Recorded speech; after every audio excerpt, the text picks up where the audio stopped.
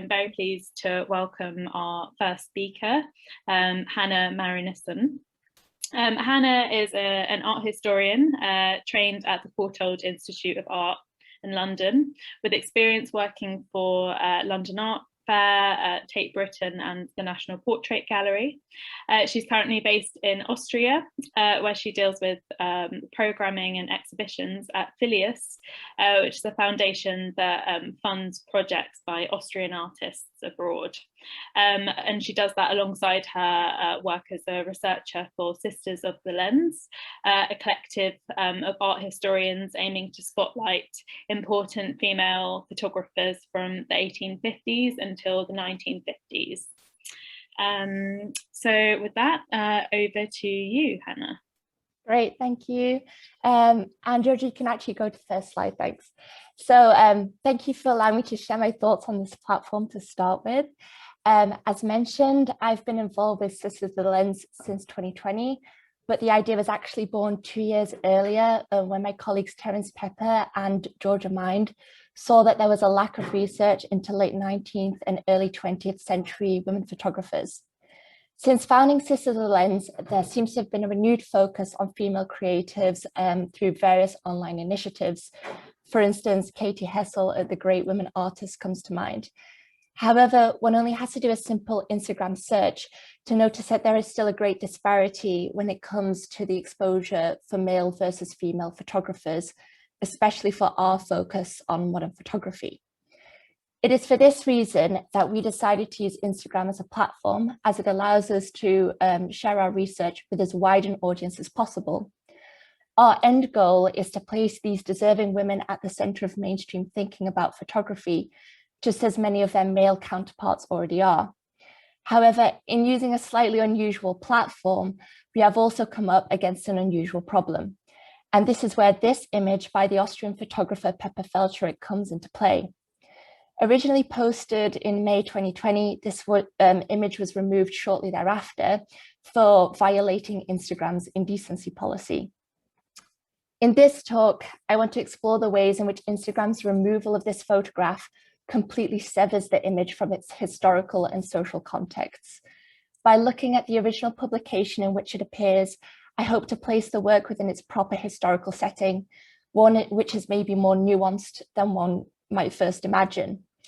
And finally, I would like to draw a parallel between the ways in which Instagram as a modern social platform ironically mirrors some of the misogynist attitudes towards women photographers that were also present in the early 20th century. But before we begin, one has to look at Instagram's policy, as it gives an interesting insight into what the platform defines as appropriate versus inappropriate nudity. Instagram specifically mentions that, quote, representation of uncovered female nipples are prohibited unless in health-related contexts or as a result of a protest action. In addition to defining what is not permitted, the platform does state that nudity in photos of paintings and sculptures are allowed. This implies two things about Felcherich's photograph. Firstly, that this depiction of the female nude is inherently sexual and not a protest action. And secondly, that it is not an artistic representation. I would firstly argue that Felcherich's practice spanned both the commercial and artistic spheres. In 1920, she opened her first photographic studio with Melanie Heller in Vienna, which she ran independently from 1922 onwards. It's true that the studio was a commercial success, and it's likely that the sitter of this image, the Dutch dancer Ossie Rontier, probably commissioned the portrait for PR purposes. That being said, Felcherich also exhibited her photography internationally in non-commercial settings, most notably at the 1932 Biennale Internazionale d'Arte Fotografica in Rome. The types of publications in which this photograph was published are also significant. If we look at the next slide, we can see that it first appears in a 1929 edition of Die Bühne, which was one of Austria's leading cultural magazines that specifically focused on highlighting work from the Vienna Women's Academy. In this edition, the photograph is referred to as an interesting study, not merely an illustration, but a work to be appreciated as a Gesamtkunstwerk in itself.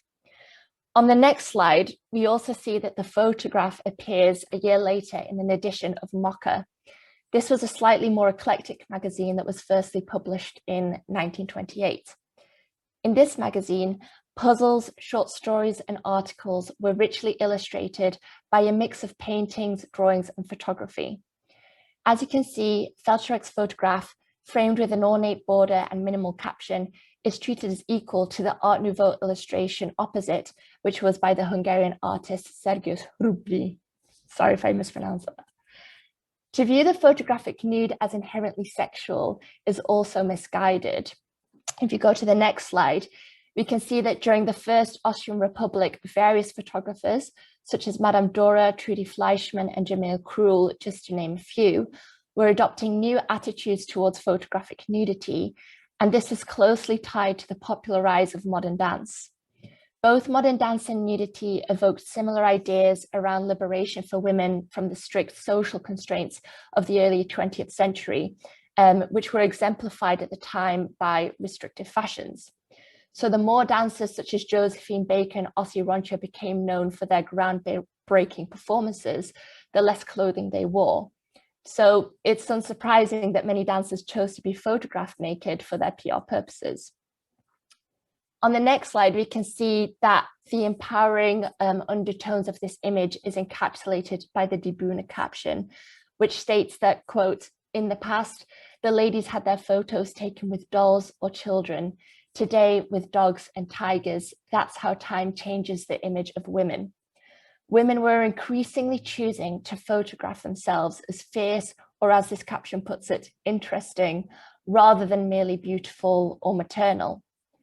That being said, this socially progressive image of femininity that was being fostered by photography was also easily undermined. In the same caption in Die Bühne, they also state that, quote, "Many ladies have themselves photographed naked because they don't look so good dressed." It is a stark reminder that even though this image is of a woman produced through the eyes of a female photographer, it remains susceptible to the male gaze, in this case, the magazine's editor at the time, Joseph Wirth. And then if we go to the final slide, I want to just draw out the fact that similarly, Instagram has taken a patriarchal stance by arguing that this depiction of female nudity can only be considered sexual and inappropriate in this context. It undermines the artistic integrity of the photographers we research, which is something they ironically also had to overcome in the early 20th century. Like Pepe Felcherek, most photographers in Vienna were trained at the Grafischen Lehr- und Versuchsanstalt, which was a vocational school established in 1888. Before the First World War, women were only trained as studio assistants. The actual chemical process of photography was taught to the male undergraduates alone. While this changed after the war, this was mainly because the school expanded its endeavors to include studies in the fine arts, such as sculpture, painting, and drawing. Rather than an artistic endeavor, photography was suddenly seen as a vocational alternative to appease the frustrated female students. Many women photographers had to establish their own studios and build up their own clientele before their photography gained some sort of notoriety as an artistic practice. This aside, Instagram's biggest failure in taking down this image is that it also erases a narrative that should not only be highlighted, but also respected. At Sisters of the Lens, we often post our images in a row of 3, each image's caption revealing a new part of the photographer's story. In this particular caption, we highlighted Pepe Felcherek's Jewish heritage and how she fled Jewish heritage, which resulted in her fleeing to New York following the Anschluss between Austria and Nazi Germany in 1938. Felcherek would live the rest of her life in exile, and little is known about her life or photographic work in America. The vast majority of women photographers working in Vienna during the early 20th century were Jewish, or at least came from a Jewish background.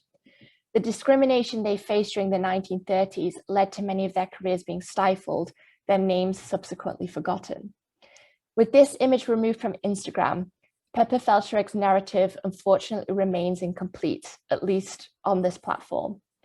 Even though this image was probably removed by a random algorithm, the point still stands that it is so much more than a mere pornographic representation of female nudity. Felcherig's photograph is an artistic expression of a talented woman, one that highlights the progressive attitudes of the 1920s and 30s that we seem to have forgotten, but which, using historical research and perseverance, we at Sisters of the Lens hope to revive. Thank you for listening.